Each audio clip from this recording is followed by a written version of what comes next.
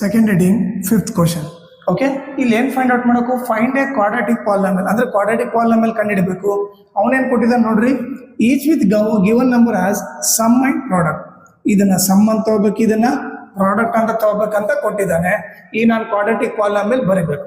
So ನಿಮಗೆ formula ಏನು ಗೊತ್ತಿರ್ಬೇಕಂದ್ರೆ, ಜನರಲ್ ಕ್ವಾಡ್ರಾಟಿಕ್ ಪಾಲಿನಾಮಿಯಲ್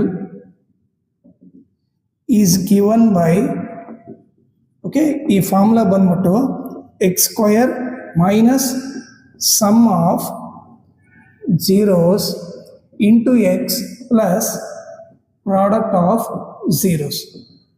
ಓಕೆನಾ? ಈ ಫಾರ್ಮುಲಾ ಗೊತ್ತಿರಬೇಕು. ಈಗ ಇದು ಬಂದು ಫಾರ್ಮುಲಾ. ಈಗ ನೀವು ಸಬ್ಸ್ಟಿಟ್ಯೂಟ್ ಮಾಡ್ರಿ, x square minus sum of zeros ಏನಿದೆ -1/4 ಇದೆ. ಮೈನಸ್ ಪಕ್ಕಕ್ಕೆ ಮೈನಸ್ ಬರೀಬೇಕಂತ ಬ್ರಾಕೆಟ್ ಓಪನ್ ಮಾಡಿ -1/4 ಬರ್ದು, ಇಲ್ಲಿ ಇಂಟು ಎಕ್ಸ್ ಇದೆ, ಎಕ್ಸ್ ಬರ್ತೀನಿ, ಪ್ಲಸ್ ಪ್ರಾಡಕ್ಟ್ ಆಫ್ ಜೀರೋಸ್ ಏನಿದೆ 1/4 ಇದೆ. ಈಗ ನೀವು ನೋಡಿದ್ರೆ X square minus into minus plus 1/4x plus 1/4. ಓಕೆನಾ? ಈಗ ಇನ್ನೊಂದು ಏನಂದ್ರೆ ಡಿನಾಮಿನೇಟರ್ನಲ್ಲಿ ನಂಬರ್ ಇರಬಾರ್ದು. ಸೊ ಡಿನಾಮಿನೇಟರ್ ಅಲ್ಲಿ ಏನಿದೆ 4 ಇದೆ. ಇದು ಇರ್ಲಾರ್ದಂಗೆ ಏನ್ ಮಾಡ್ಬೇಕಂದ್ರೆ ನಾವು ಇವಾಗ multiply the whole equation by 4.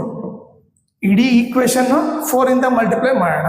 4 into X square 4x square ಆಯ್ತು. ಓಕೆ, ಇದನ್ನ ಇಂಟು 4 ಮಾಡೋಣ.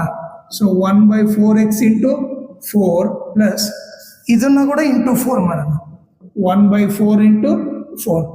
ಈ 4 ಕ್ಯಾನ್ಸಲ್ ಆಯ್ತು, ಈ 4 ಕ್ಯಾನ್ಸಲ್ ಆಯ್ತು. ಉಳಿದಿದ್ದೇನು? 4x square plus 1x plus 1. ಇದು ಬಂದ್ಬಿಟ್ಟು ಕ್ವಾಡ್ರಾಟಿಕ್ ಪಾಲಿನಾಮಿಯಲ್.